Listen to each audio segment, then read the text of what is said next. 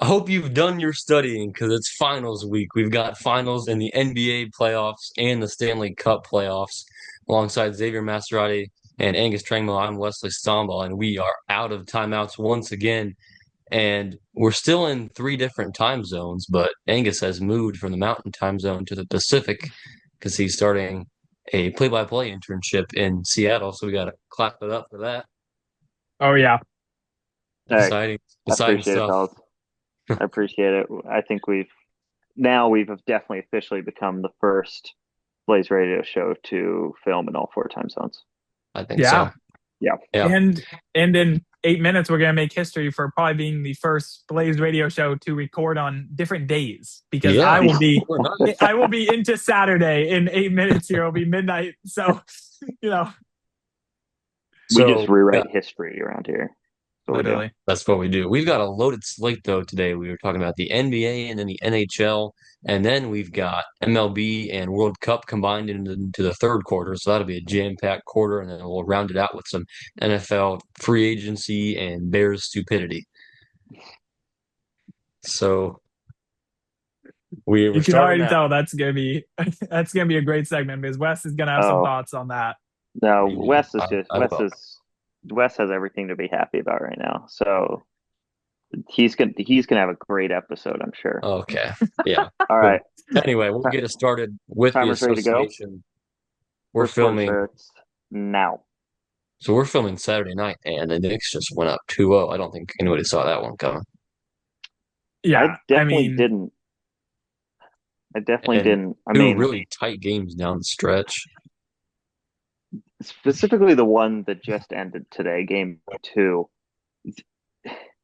It almost felt like the Knicks didn't deserve to win that game down the stretch. Like, yes, they were up 15 with however many minutes left, but the Spurs really did outplay them in the fourth quarter. And it were the refs not great, and was it kind of a home whistle? Yes, but the Spurs really did outplay them, in my opinion, and the Knicks still found a way to win, and that's what makes this playoff run for New York so baffling to me. Is just like they'll be the worst team on the court on given nights, and they'll still just find ways to win. It's incredible, really. And now you're going back to Madison Square Garden up 2-0. I've seen this movie before. The Mariners went back to T-Mobile Park up 2-0 on the Blue Jays, and we all know how that ended. But it's like storybook almost. It's getting to a point where it's like they have plot armor. They just can't lose. It's crazy. yeah. I mean, I'm just gonna kind of echo what you said, and I want to just point this out. I did not do this on purpose, but I will say, like, I gotta give credit where credit is due. Like, this team is, I mean, they're playing out of their mind. Like, as you mentioned, the Spurs went on a 12-0 run at some point. It was with like the run ended with about 3-4 minutes left in the fourth quarter, and the Knicks still won. Like, the Spurs were the better team down the stretch. They had all the momentum, and the Knicks found a way to win. Like, it is insane to me how they just keep winning. Like, I'm pretty sure now they haven't lost in 43 days. They are 14-1 in the playoffs. Their last loss was, I believe, what, game two to the Hawks? Game Like, three to that's the Hawks. crazy. Game three Yeah. to the Hawks. But that's crazy. Like, I mean, I hate to say it, but this team is having one of the best playoff runs of all time. They're now tied for the second longest Mhm. win streak in playoff history. Like, it's insane. And I mentioned this last week on our episode, but the thing that's the best about this team, and which does kind of make them likable in a way, even for myself, I find it hard to totally root against them, is they don't have someone that, is a star. Tonight they had like three or four guys that had 20-ish points. There wasn't a guy on the team that had 35 and everyone else had 15.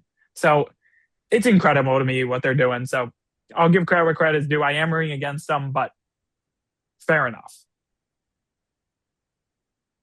Yeah, I mean, it's been just a strange run and how they've emerged unscathed. Like I feel like I might have said the Spurs should have won both of these first two games in the series, and they've just somehow kind of pulled a rabbit out of their hats.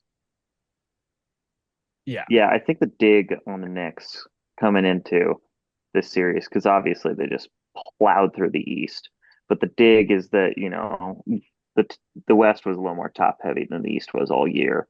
And everyone kind of had this sense that whoever got out of the West was going to win.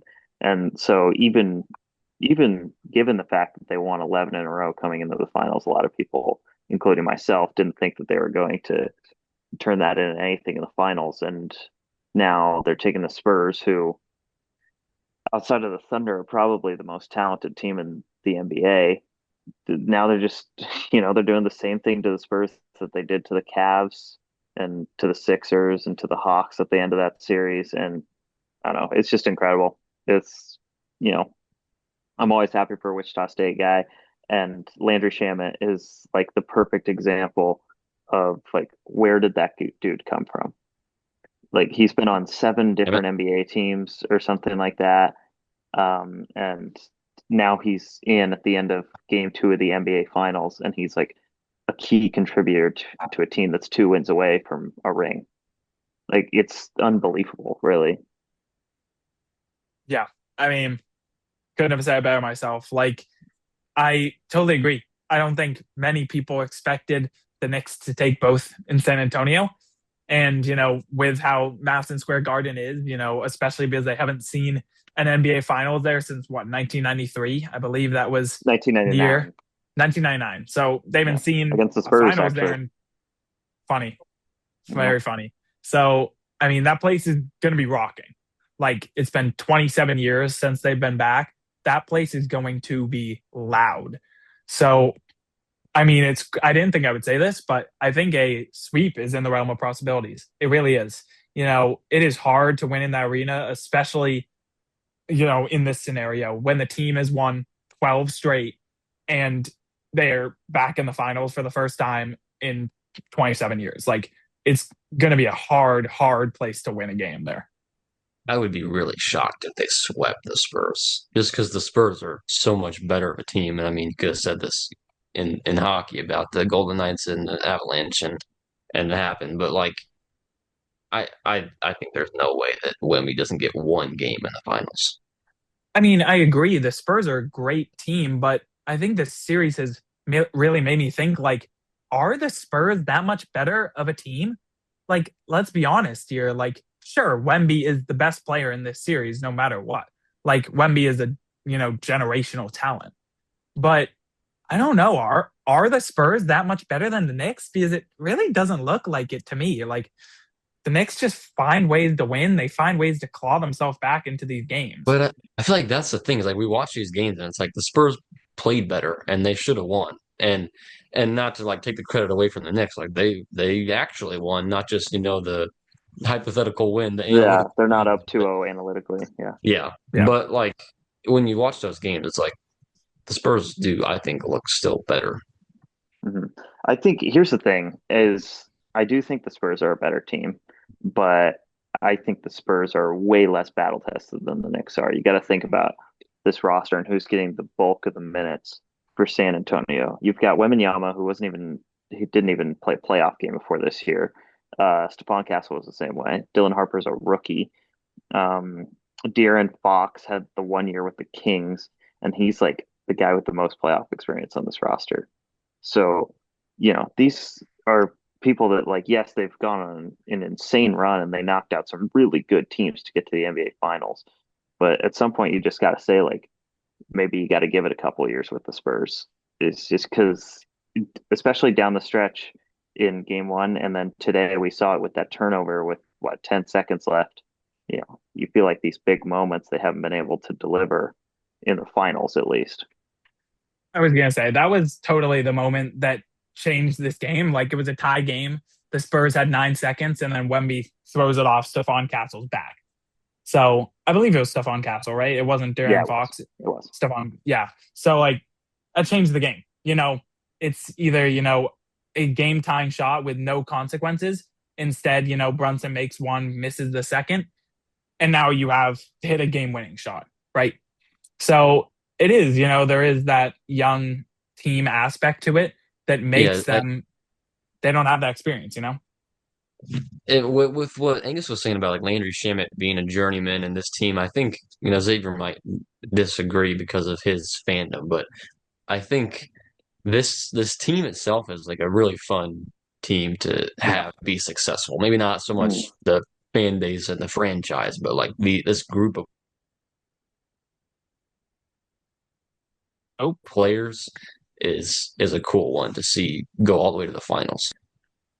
yeah. I agree. So it You looks kind of like Wesley he cut has out, just something to say. sat out for a little bit. Oh, He just sat out for a little bit. That's all. you kind of cut out a little bit. oh, did I cut Um, out there? you did, but I heard everything you said, and I mean I agree. It sucks to agree with that because, as you said, I don't want to, but like the thing that makes them so fun to me is that, as I mentioned, like they really just play as a team, which you don't see that much anymore. And we lost a member of our. I don't know where he went. We I'm lost the going over camera. a second, but Well, he'll be keep back. going. Tick, I'll But be tick, back. tick, tick, tick, tick, tick, tick, tick, tick. anyway, I mean, I think this series isn't over, but it's an uphill battle for the Spurs for sure. No. 30 seconds left. I mean, what do you want to see from San Antonio going into New York? Because I feel like this is kind of the same spot, even though obviously the locations are switched, but this is kind of the same spot the Cavs were in.